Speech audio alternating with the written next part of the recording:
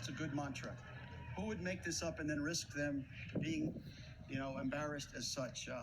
And just to give you an example of somebody who wants to come forward, because of your pre-coverage of this, I'm going to speak to another victim this afternoon who saw your coverage this morning on local TV.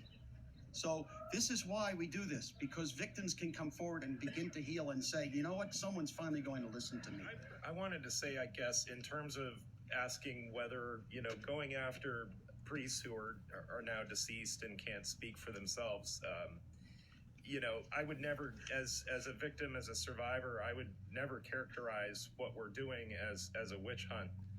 I think that any of you can recognize that under the best of circumstances, you wouldn't ever want to have to stand in front of a bank of television cameras and talk about your first sexual experience. And this is what these victims essentially are doing.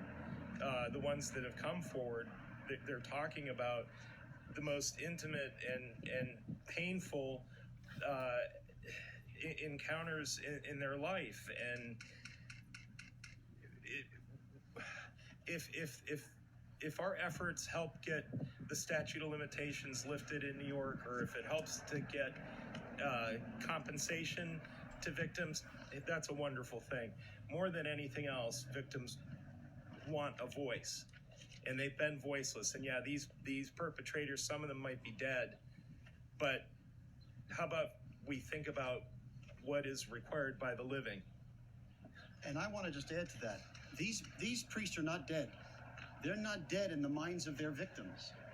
They're there 24/7. So please, these people are not deceased. These are as alive as you can get in the minds and the hearts and the damage to these victims. All of you know someone who's been sexually abused. And if you don't, most of you know someone who's been sexually abused. And I'm sure you're familiar with the